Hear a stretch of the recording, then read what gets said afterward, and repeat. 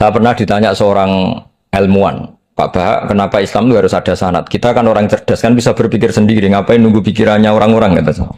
Terus saya bilang, agama itu agamanya Allah dan Rasul. Kalau pikiran kamu, namanya agama kamu, bukan pikiran agama, kata saya. Kalau kamu punya pikiran, yang namanya pikiran kamu, tidak agama. Kalau agama itu harus bersanad. Jadi pikirannya Mbak Hashim sama dengan pikirannya Mbak Mahfud pikirannya sama dengan Said Abi Bakar Sato, Said Abi Bakar Sato sama dengan Said Zaini Dahlan dan seterusnya sampai logika itu sampai Rasulullah Shallallahu Alaihi Wasallam. Saya beri sekian contoh. Pikiran yang kita ciptakan bisa salah, misalnya begini. Dulu misalnya Nabi pernah bersabda, al-qatil wal maqtul finnar, pembunuh yang dibunuh sama-sama neraka. Jadi idal taqal muslimani bisayfihima fal qatil wal maqtul finnar. Jika dua orang muslim bertemu sama-sama bawa pedang, maka yang bunuh maupun yang dibunuh itu sama-sama masuk neraka. Makanya kita harus syukur sekali Indonesia itu paling menghindari membunuh, karena kalau sesama muslim membunuh itu ancamannya berat, sama-sama masuk neraka. Bukan sekedar diboyong dari pondok Tebu Ireng, itu neraka. Kalau dibayang pondok gampang, nanti pondok lain gampang. Terus logika sahabat begini, hadza al-qatil fama balu maktul. Oke ya Rasulullah, kalau al-qatil masuk neraka namanya pembunuh, oke kita terima. Tapi fama balul maktul, lalu dosanya yang terbunuh itu apa? Wong dia korban kok dia dibunuh? Apa jawabannya Rasulullah Shallallahu Alaihi Wasallam? Jawabannya innahu kana harison ala qatli sahibi. Sebetulnya dia juga mentalnya pembunuh, cuma nasibnya terbunuh.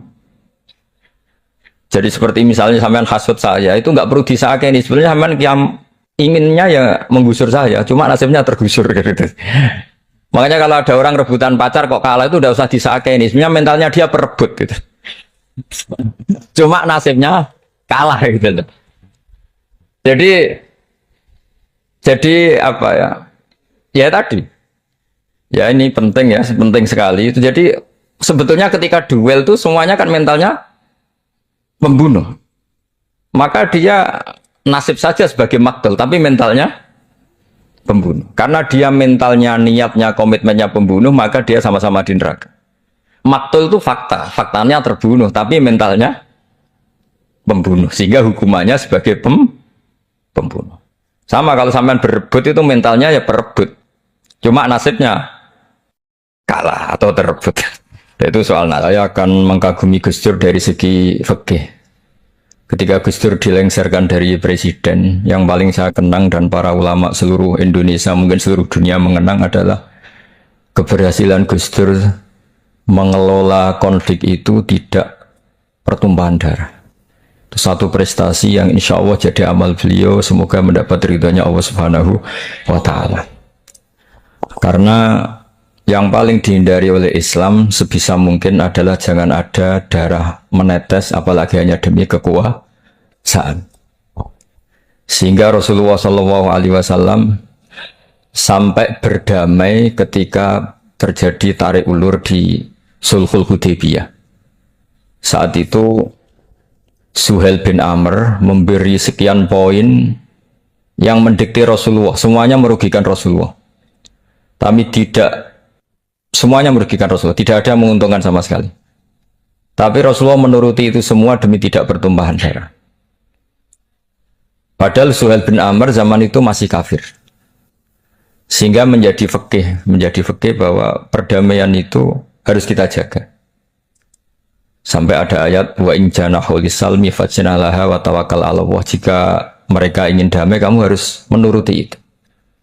Sehingga damai itu pula yang zaman era Gus Wahid, ketika beliau menginginkan negara berdasar Islam, itu banyak di buku, termasuk beliau panitia 9 persiapan kemerdekaan, Pebuki, juga tadi Gus Solahuddin cerita, beliau akhirnya kompromi juga dengan negara yang berbentuk Pancasila. Kemudian itu disosialisasikan era Muktamar Situbondo, yaitu Kiai Haji Ahmad Siddiq, didukung oleh Gus Dur, karena zaman itu beliau kalah sepuh sama Kiai Haji Ahmad Siddiq.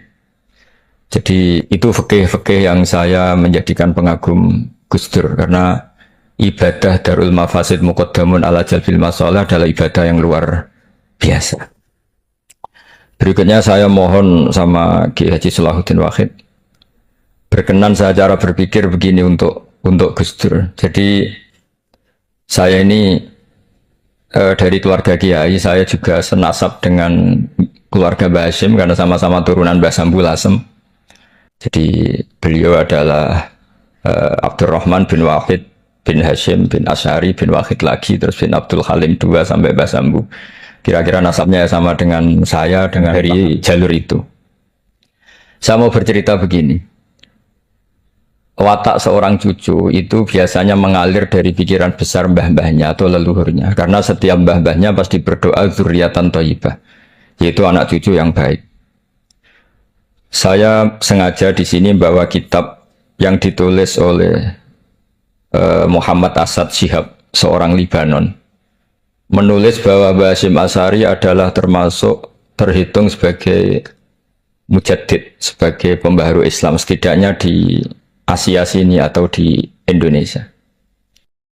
Di sini ada kitab ini diterjemah beberapa kali, sebagian oleh Kiai Haji Mustafa Bisri, sebagian oleh Kiai Sodik Semarang. Saya punya edisi asli, edisi Arabnya, karena saya dari awal ingin ngaji sama santri-santri Tebu Ireng. Karena buyut-buyut saya itu termasuk gurunya Mbah Soleh Darat. Jadi buyut saya yang di Kudus, Pondok Damaran itu dulu Mbah Soleh Darat pernah ngaji di situ. Dan Mbah Hashim kecil pernah ngaji sama Mbah Soleh Darat. Dan tentu biasa itu dalam ilmu sanad. Guru-guru saya indukannya di Mbah Hashim juga pernah ngaji beberapa ulama di Pantura. Dan saya pastikan di antara perilaku atau manhaj Mbah Hashim adalah, ini saya baca guru-guru beliau, kemudian ada perilaku yang persis ditiru Gus Dur. Jadi itu bukan sekedar bukan sekedar mitos atau kebetulan. Beliau punya pilihan-pilihan yang dipilih sampai akhir hayatnya. Di sini ada cerita proses Mbah Hashim ngaji, kemudian pernah ada seorang Jerman mau belajar Islam sama Mbah Hashim, kemudian ditemui beliau dengan sangat hangat. Ketika sudah mengenal Islam secara detail, ya saya ulang lagi, ketika sudah mengenal Islam secara detail, beliau ngendikan, kamu jangan tergesa-gesa, kata beliau, kamu harus menerima Islam ini secara al-bayyinah, secara argumentatif, secara logika yang benar, jangan karena terpaksa. Itu pula yang akhirnya Hashim mendorong hurriyatul fikri, orang itu harus merdeka dalam berpikir. Itu pula yang mengilhami Rasulullah SAW ketika Sulhul Hudaybiyah. Orang kafir yang masuk Islam harus dikembalikan ke habitat kafir, karena itu habitat asli, karena rata-rata dulu suku Mekah zaman itu kafir semua. Tapi yang orang Islam masuk kafir harus dibiarkan karena dianggap kembali ke habitat. Tentu semua perjanjian itu merugikan Rasulullah SAW. Tapi yang unik, Rasulullah itu menerima itu semua. Kata Rasulullah, sudah perjanjian itu kita terima saja. Akhirnya perjanjian itu diterima. Kemudian tapi Nabi hanya minta satu hal. Orang kafir Quraisy tidak boleh melarang orang diskusi Islam. Akhirnya mereka diskusi tentang Tuhan, tentang agama, tentang macam-macam. Sehingga mereka akhirnya membandingkan, enaknya punya Tuhan batu sama Tuhan yang disebut Muhammad. Tentu mereka masih jangkar pakai nama Muhammad. Mereka diskusi. Kalau kita punya Tuhan berhala, efeknya begini-begini. Kalau Tuhan kita banyak, efeknya gini-gini. Diskusi. Yatafawaduna fil hadis. Mereka diskusi secara terbuka. Terus fama ahadun ya'kilu syai'an illa dakhala fihi. Kemudian seseorang yang berpikir secara benar, yang mengenali Islam, pasti akan masuk Islam. Sehingga karena mereka diskusi bebas tanpa tekanan, akhirnya mereka memilih Islam. Dan selama mereka Islam, mereka akhirnya ikrar Islam sama ikrar, ya cara sekarang ikrar, kemudian menjadi Muslim, dan otomatis perjanjian itu dibatalkan. Makanya kata Imam Zuhri, guru Imam Malik, maka nafathun a'zuma fil Islam min sulhul Hudaybiyah.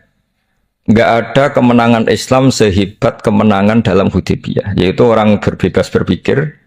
Kemudian kebebasan berpikir ini pasti mengarah ke mengaku yang benar, menanggalkan yang salah.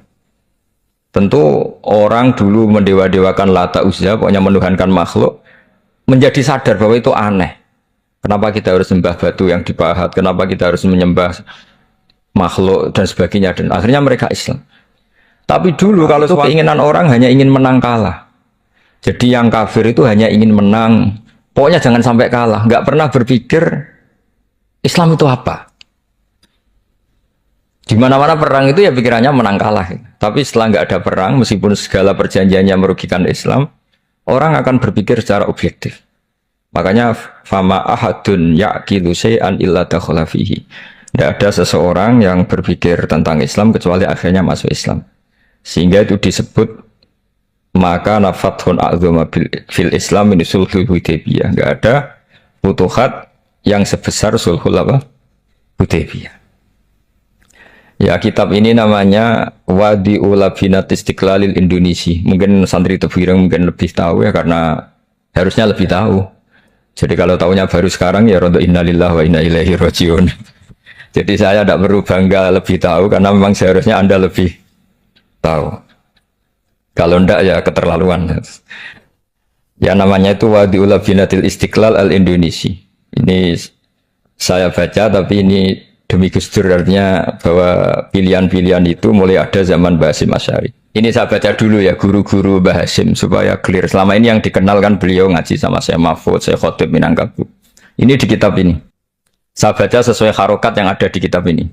Nanti kalau sampai tidak cocok karena beda madhab, ya nggak apa-apa, asal pinter saja. Karena baca kitab itu unik. Kadang-kadang satu guru sama guru yang lain itu beda-beda.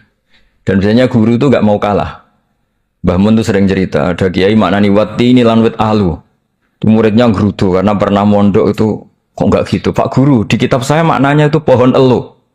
Lah iya cung wit elu kena gua alu kata guru. Gurunya kata gurunya nggak mau kalah.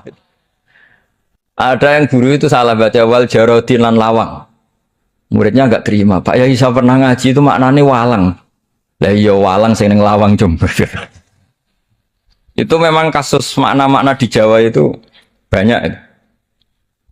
Karena awalnya memang wis rodok bodoni. Kenapa saya bilang bodoni? Yang bilang Mbah Mun makna Jawa ono bodoni nih. Karena watin itu kan nggak ada di Indonesia. Tapi kiai itu malu kalau gak iso maknani. Akhirnya wati ini wet elu. Tanyakan orang pakar ahli Jawa ya tidak tahu lo itu apa. Pokoknya butuhnya kiai itu ada lafaz ya ada maknanya. Padahal jenis itu nggak ada di Indonesia.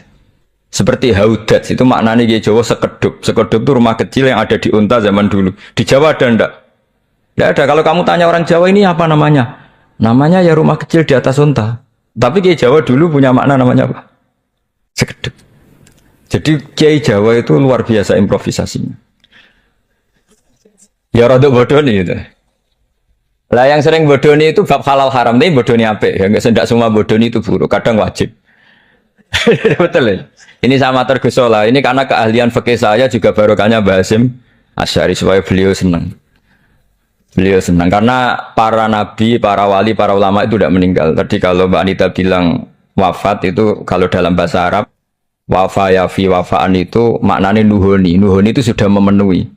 Jadi sebenarnya memang nggak pernah ada orang mati itu. Jadi kita punya jatah umur, jatah rezeki sudah terpenuhi semua. Namanya wafat dari kata wafa yafi wafaan, sesuatunya sudah penuh maka diambil. Kalau roh sendiri nggak pernah meninggal. Ya roh sendiri kalau Mbak Anita bilang kita memperingati kehidupan Gus Dur ya memang hidup karena tadi nggak ada siapapun bilang orang itu mati. Orang mati itu adalah jasad, rohnya diambil dari jasad. Lah roh sendiri ini nggak pernah berstatus mati karena makanya orang Jawa semua sepakat wong mati ku piye sing nyawane dijabut. Jasadnya mati, nyawanya diambil. Kemudian nyawa ini yang mengalami dapat nikmat maupun dapat azab. Ya keyakinan ahli sunnah wal jamaah ini perlu didoakan karena menghadapi Allah butuh topangan doa dan doa itu nggak pernah salah karena otoritas doa itu milik Allah Subhanahu wa Ta'ala. Nggak bisa kamu nyemprit Allah ini sudah akhirat loh, amal nggak ada gunanya loh, nggak bisa. Allah tetap zat yang bisa mengabulkan doa siapa saja. Sehingga ahli sunnah berpendapat doa itu yanfa'ul mayyit, doa itu manfaat untuk mayit. Sehingga Mbah Hasyim Asy'ari ngarang secara spesifik risalah an ahli sunnah wal jamaah. Di antara yang paling pokok adalah ad-du'a yanfa'ul mayit. Doa itu manfaat pada mayit. Ini saya hitung ya guru-gurunya Mbah Hashim. Darus Salhat Muhammad Hashim Asy'ari ini karangannya Asad Syihab, orang Libanon. Buku ini selesai tahun 72. Beliau lama sekali ikut ngaji di sini sama Mbah Hashim. Tapi sebagai peneliti, beliau ke sini sudah alim. Ndak terus masih ngapalkan alif bata itu ndak, masih sudah alim. Darus Salhat Muhammad Hashim Asy'ari fil Haramil Makki Syarif fi Makkah Al-Mukarramah alaihi ulama. Seterusnya, beliau hitung ya. Amsalus Syekh Ahmad Amin Al-Attar. Wasayyid Sultan bin Hashim, Wasayyid Ahmad Zawawi. Ya dihitung ya sudah berapa itu. Tapi beliau ke sana sudah alim loh. Jangan sampean kira kalau sampean ke sana itu jadi TKI repot nanti itu. Itu kata Mbah Mun kalau ada orang mau mondok Mekah. Tapi apa mondok Mekah? Wes alim dereng. Kersane pinter bahasa Arab lah. Bakul es nang Arab pinter bahasa Arab kata Mbah. Jadi kalau beliau kalau sama orang belum alim mondok di Mekah itu agak duka beliau.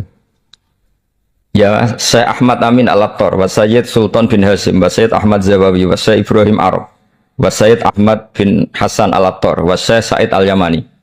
Ini yang gurunya Mbah Zubair juga, guru-gurunya keluarga sarang. Wasayyid Husain Al-Habsyi. Ini mbah-mbahnya keluarga Habib Anis Solo. Jadi, ya pokoknya keluarga besar Solo, karena kita tahu Habib Anis itu bin Alwi, bin Ali yang punya simtut, Duror bin Muhammad bin Husain. Alladzi tawalla mansibal iftah hatta wafatul maniyah wa Sayyid Bakar Sato, ini yang ngarangnya Anatul Talibin, wa Syekh Rahmatullah wa Sayyid Alawi bin Ahmad As-Segaf, ini yang ngarang Tarsihul Mustafidin. Kita tahu sarah i'anah paling terkenal adalah dua, I'anatul Talibin dan Tarsihul Mustafidin, itu dikarang oleh Alawi bin Ahmad As-Segaf. Terus wa Sayyid Abbas Al-Maliki, itu banyak Sayyid Muhammad, karena kita tahu Sayyid Muhammad adalah Muhammad bin Alawi bin Abbas, ya, Muhammad bin Alawi bin Abbas. Itu juga gurunya Mbah Hashim. Wasaid Abdul Az-Zawawi, Wasaid Soleh Bafadol, Wasaid Sultan Hashim Daghistani. Jadi selain guru-guru di Indonesia termasuk Mbah Mahfud Termas, Syekh Khotib Al-Minangkabu, beliau punya guru-guru itu yang saya sebut. Lalu barokahnya guru-guru itu, ya barokahnya guru-guru itu, Mbah Hashim berpikir seperti itu, dan berpikir seperti itu yang mengilhami Gus Wahid, kemudian Gus Wahid mengilhami Gus Dur. Kenapa saya cerita ini? Supaya kamu tahu bahwa pikiran-pikiran besar Gus Dur itu ada sanadnya. Jangan sampai kamu berpikir Gus Dur cerdas, muka kan delok film lah, terus gue delok film kan ya repot gitu. Jadi makanya ini, karena banyak juga yang cerita Gus Dur sebagai budayawannya, sebagai demokratnya, sebagai pluralisnya. Yang cerita itu kan sudah ada, masa saya disuruh cerita itu lagi? Jadi kalau sampean saya cerita itu lagi kan coro Jawa tahsilul hasil. Jadi ini itu tidak bidang saya. Bidang saya akan melihat Gus Dur sebagai cucu Mbah Hashim siapa? Asy'ari. Ini saya baca ya. Ini bahasa Jerman tapi sudah diagak-agak Arabkan. Ma'al Muhandis Karel von Schmidt. Ini Mbah Hashim. Jangan kira yang pernah berkawan ya, bersosialisasi dengan non muslim itu mulai Gus Dur, mulai Mbah Hashim. Ini di halaman 108 kitab tadi, Wadi'ul Labinati Istiqlal Al-Indonesi. Kitab ini boleh sampean gasap kok, nanti setelah ini tak bawa pulang atau sampean gasap nggak apa-apa, ini santai-santai kita pireng nggak apa-apa. Siap ya nanti bisa dibajak. Lakot kan seterusnya hakon ziaratil ala Muhammad Hashim wa kana dzalika fi yaumini 7 Juli tahun 1936 fi maqarrihi Tebu Ireng haitsu taqaltu indahu bil muhandis Karel von Schmidt wa kanatil fursa saikhal tahaddus ma'ahu tawilan. Terus setelah itu ini ceritanya muallif menangi Mbah Hashim diskusi sama orang orientalis. Ini kata muallif, wa hadhil uqdatu takunu aqidatan wa hiya uqdatul mustasyrikin fa kullu shay'in ya'ti minal ghurbiyin wal irobiyyin wa Eropa ya'tabirunahu dasisah. Jadi zaman itu Mbah Hashim itu sering punya tamu dari Eropa, dari barat, dari macam-macam. Sumastadrodal muhandis fa terus seterusnya sampai, nah ini cerita saja betapa Mbah Hashim itu perkawanannya luas sekali. Terus ini cerita akhirnya orang ini sampai masuk Islam. Ketika masuk Islam, di antara pesannya Mbah Hashim, saya ulang lagi, di antara pesannya siapa? Mbah Hashim itu beliau bilang eh, kamu harus dipikir-pikir lagi katanya. Nah, itu kan satu kearifan. Satu kearifan Mbak Hasyim ini saya baca karena saya takut ditegur ini. Saya juga nunggu surat kok tidak datang-datang ini kok. Supaya cepat apa?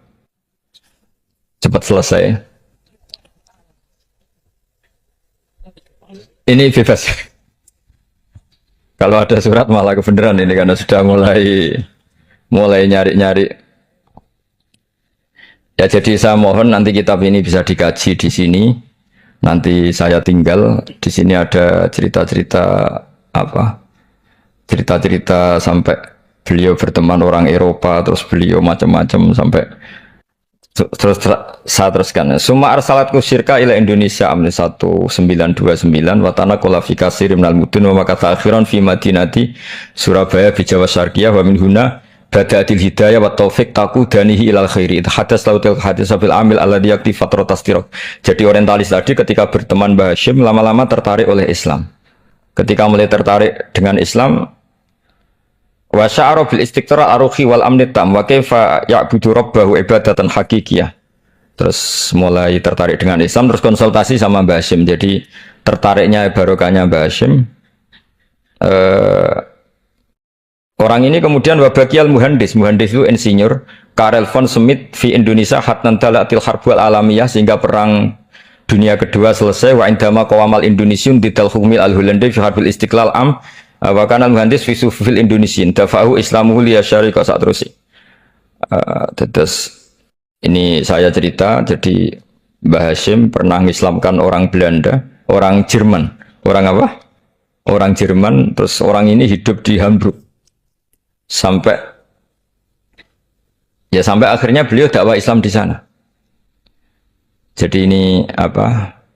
Ini penting ya supaya sampean tahu bahwa Tebu Ireng mulai dulu adalah komunitas internasional. Ya, Tebu Ireng mulai dulu adalah komunitas internasional. Jadi, terus ketika ada yang dijajah, ya Indonesia yang dijajah, ini Mbah Hasyim bersama kawan-kawannya sepakat iktikaf di Multazam. Ini saya baca ya. Wa akhiran istama'a ma'a nukhbatin min haula'i talaba min zalama alaihi al-had Muhammad Hasyim ala ayata'ahadu wa yakumu bi amalin fi lailatin lailan min laili syahri Ramadan. Al-mu'azzam istama'a haula'i talaba waladina yantamuna ila iddati qawamiyatin. Qawamiyah itu kalau bahasa sekarang perlawanan min Afrika wa buldani janubi Asia, Asia Tenggara, wa Asia al-Wusta, Asia Tengah, wal buldan al-Arabiyah. Wa kana al-had Muhammad Hasyim Asy'ari ahadahum. Wa waqafu jami'an amamal multazam bil Ka'batil musyarrafah. Wa ahadu wa aqsamul yamin ala yakum bil jihad fi sabilillah li ilahi kalimatil Islam wa tauhidil muslimin bin nasril ilmi wa tawiyah wa tafaqquh fiddin talaban lil mardatillahi ta'ala la yarjuna min wara'i dzalika malan wala mansiban li anfusihim. Jadi sebelum beliau pulang ke Indonesia, itu komunitas Asia Tengah, Asia Dekat, Asia Jauh, semuanya dijajah karena Mesir dijajah Prancis, yang ini, Burma dijajah ini, yang Indonesia dijajah ini, semuanya berdoa di Multazam. Intinya Mbah Hasyim itu patriotik betul. Tapi ya religius betul. Beliau berdoa di Multazam, beliau menyanggupi siap jihad melawan penjajah. Tapi saat itu juga berikrar kalau semua itu tidak untuk nyari pangkat. Makanya saya yakin Gus Dur adalah orang saat jabat presiden karena supaya Indonesia tidak chaos. Buktinya apa? Ketika beliau dilengsarkan ya santai saja. Wong ngajine wa mal hayatud dunya illa mataul. Jadi ya santai saja itu. Nggak jadi masalah. Terus kitab ini menerangkan, ini saya baca ya. Li khidmati dual alladziina laha musta'maratun. Musta'marat itu dijajah mislu Holanda wa Inggris wa Rusia wa Pernisa wa fi hadzal amri bidzat ara ana 'alal muslimin wal mas'ulin khususan. Ini intinya ulama-ulama yang dari timur jauh kemudian sowan ke Mbah Hasyim minta fatwa karena negara-negara mereka juga dijajah. Jadi dulu orang dari Jerman, dari mana-mana belajar Islam juga sama Mbah Hasyim. Yang negara-negara Asia Timur, Asia Dekat itu juga kalau konsultasi kemerdekaan juga sama siapa? Mbah Hasyim. Jadi uniknya kitab ini ditulis oleh orang Libanon. Jadi orang Libanon itu saking penasarannya sama Mbah Hasyim Asy'ari itu datang ke sini. Ya datang apa? Datang ke sini untuk belajar sama Mbah Hasyim. Dan di antara belajar itu, kemudian sampai sini ternyata tamu-tamunya Mbah Hasyim dari berbagai negara. Mulai yang konsultasi cara memerdekakan negaranya karena ngalami dijajah, sampai cara belajar Islam yang benar. Termasuk tadi yang Karel von Schmidt tadi yang masuk Islam karena konsultasi sama Mbah Hasyim. Padahal dia orang Jerman. Terus di antara kelebihannya Mbah Hasyim, ini juga ditiru Gus Dur. Wal Haji Muhammad Hasyim la yajidu kharojan ayuna kisau same' wal mukhotob. Bal yurahibu bidzalik. Mbah Hasyim orang yang enggak tersinggung ketika pendapatnya ditentang atau digugat oleh lawan bicaranya. Beliau santai, tidak apa? Terus ya tidak berontak, ya santai aja. Enggak terus angger dibantah, oh bantah kiai kualat, tidak ada itu, tidak ada sanadnya itu. Nah ini saya pastikan ya bahwa kehebatan Gus Dur itu kita nggak lepas dari barokahnya siapa? Mbah Hasyim. Sekali Rasulullah Shallallahu Alaihi Wasallam sebagai Sayyidul Khalqi, Sayyidul Anbiya al Mursalin, beliau yang ngakui ana da'watu Ibrahim wa bisyaratu Isa. Aku hebat ngene iku barokah dungane Nabi siapa? Ibrahim. Maka ini sesuatu yang saya tekuni, jadi nggak salah. Kalau bicarakan Gus Dur ya harus bicarakan Mbah Hasyim. Sama bicarakan Nabi Muhammad Shallallahu Alaihi Wasallam juga harus membicarakan Jadduhul A'la yaitu Ibrahim alaihissalam. Jadi ini kitab bisa dipakai atau digasap ya nggak apa-apa. Artinya gini, gasap itu kalau saya ada ridho jadinya gasap, kalau ridho ya jadinya boleh. Dan menjadi gasap kalau nggak dipelajari. Ya jadi kalau enggak terus tinggu jimat itu kita Gus Bah sakti, wah ya repot makanya ini. Nah kalau dipakai itu gasap. Tapi kalau nanti didiskusikan sama teman-teman, kemudian menjadi baik, menjadi luar biasa, saya ikut ngamal. Terus saya ulang lagi, saya teruskan. Ittisolatuhu. Ittisolatu itu komunitas beliau. Lahu ittisolatun wasi'atun wa mukatabatun ma'akatsirin min zu'ama'il alam al-islami fi dzalikal ahdi. Fianhum Asy Abdul Aziz As-Sa'alibi wa Sayyid Diyauddin wa Syairozi Adwul Injil terus beliau punya perkawanan besar di komunitas internasional termasuk Syekh Muhammad Abdul Karim Al-Khattabi wa Sayyid Alawi bin Thahir Al-Haddad Mufti Sultanati Johor. Ya, beliau berkawan dekat sama muftinya kerajaan Johor wa Muhammad Ali wa Syaukat Ali bil Hindi wa Muhammad Ali Jana Muhammad Iqbal. Muhammad Iqbal yang terkenal di India itu wa Sayyid Hibaduddin Asy-Syahrastani wa Wazirul Ma'arif Al-Iraqiyah. Beliau berteman sama PM Irak. Jadi kalau Gus Dur dari Mesir belajar di Irak, ternyata dulu mbahnya teman akrabnya Perdana Menteri apa? Irak. Terus banyak Waro'isu Majlis Tamyiz wa Sayyid Al-Alama Muhammad bin Aqil wa Sayyid Muhammad Jadul Maula wa Sayyid Muhammad Surur saat terusnya itu. Jadi apa? Ini nanti saya tinggal termasuk catatan-catatan ini saya mohon ridho dari Gus Solah dari supaya santri-santri sini belajar Mbah Hasyim lebih serius supaya gampang. Kenapa saya katakan harus seperti ini? Dulu Nabi Ibrahim itu di antara anak cucunya itu secara lahir ada yang tidak soleh. Karena anak cucu itu punya otoritas sehingga anak cucu ini yang menstatuskan Nabi Ibrahim. Sampai Allah sendiri yang meluruskan pengklaiman itu, yaitu ada ayat maka anak Ibrahimu Yahudiyah wala Nasranian, karena ada orang yang bernama Yahuda bin Yakub bin Ishak bin Ibrahim. Karena Yahuda punya pola tertentu dalam beragama, terus seakan-akan mbah-mbahnya paling ya begitu. Akhirnya Ibrahim pernah di status sebagai Yahudi. Sampai Allah sendiri yang ngendikan maka anak Ibrahimu Yahudiyah wala Nasrani. Sampai datang Rasulullah Shallallahu Alaihi Wasallam yang memaklumatkan saya juga cucu Ibrahim orisinil. Dan saya pastikan Ibrahim itu bukan Yahudi tapi bapak tauhid. Semenjak itu Ibrahim dipulihkan namanya, bukan Yahudi tapi bapak tauhid. Yaitu diistilahkan Nabi millata abikum Ibrahim, semua tauhid adalah nginduk kepada Nabi siapa? Ibrahim. Nah saya ingin santri-santri Tebu Ireng misalnya nanti suatu saat jadi komunitas internasional, jadi orang keren komunitas internasional, itu bukan karena ingin gaya-gayanan terkenal, tapi ingin niru Mbah Hasyim bahwa itu awal dakwah Anda fil alam. Semua alam ini tentu butuh tauhid, butuh kebenaran. bukan gagah-gagahan sebagai orang populer. Terus persahabatan yang luas, misalnya Anda khusyuk terus kuper. Wah, ratau kancanan wong ben dadi wali gini terus kuper. Mungkin Anda tidak akan jadi wali karena sanadnya Mbah Hasyim itu perkenalannya luas. Sementara kamu milih kuper, gak pernah berteman orang, tapi sanadnya sampai Mbah Hasyim itu membingungkan sanad itu. Wong Mbah Hasyim tidak gitu kok kamu nyanatkan begitu. Jadi kalau santri Tebu Ireng mulai sampai neng kamar, terus ngobong dupo, terus memperkenalkan diri jadi wali. Nanti tonggo kamu ngira itu produk Mbah Hasyim karena kamu santrinya. Kan dianggap cerminan gurunya sampai Mbah Hasyim. Nah kalau ada yang teman-teman gitu harus dimaklumatkan itu sanad mungkotek. Bahwa sanad itu tidak benar. Ini kapan ini ditegur? Ini saya sudah mulai menunggu. Karena ya repot ini kalau kelamaan ini nanti itu. Terus ini khazanahnya Mbah Hasyim.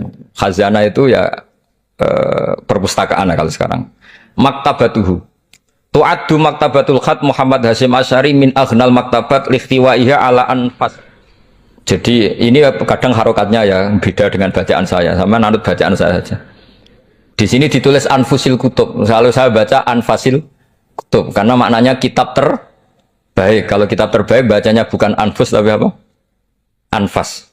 Ya nanti kamu debat sendirilah sama teman-teman ini bacanya apa. Karena ini kadang harokatan. Kalau kadang harokatan repot, ape bantah itu kadang sungkan mbek sing aran, orang bantah kadang beda. Lah supaya selamat iki ora saleh mualif, khotote sing goblok biasanya gitu korban. Biasanya gitu kalau untuk menyelamatkan kiai itu oh ini yang ngetik yang salah. Padahal kadang kiai ini barang ya rodok salah tapi ya sembolan. Daripada suudzon sama kiai kan mendingan sama pengurus. Ya gitu ya sepakat ya. Jadi ya sudah terus. Ya saya baca. Tu'addu maktabatul khat Muhammad Hasyim Asy'ari min aghnal maktabat likhtiwaiha ala anfasil kutub al-ilmiyah al-islamiyah. Jadi kalau tadi yang diceritakan para kawan-kawan Gus Dur suka baca. Itu Mbah Hasyim itu kitabnya banyak sekali dan semuanya kitab terbaik. Min matbu'atin baik yang dicetak wa makhtutatin baik yang masih tulisan tangan. Asariyatin qadimah baik kitab-kitab yang sudah hampir punah karena saking lamanya. Wa tadummu hadil maktabah jullal kutub al muallafah wal lughat al arabiyyah wal indonesia wal jawiyah wal malaysia wa ba'dal lughat al ajnabiyyah al ukhra. Jadi zaman Mbah Hasyim itu perpustakaannya sudah ada bahasa Indonesia, bahasa Jawa, bahasa Malaysia, bahasa Inggris. Itu yang nulis orang Libanon. Sampai santrinya Mbah Hasyim tidak tahu innalillahi wa inna ilaihi rajiun. Maka ini yang kepertobatan ya saya kasih. Jadi ini saya biasa guyon, kesoalnya ini guyon sama santri, saya tidak midatoni kiai, jadi ini guyon sama santri. Semoga guyonan ini manfaat. Wassalamualaikum warahmatullahi wabarakatuh.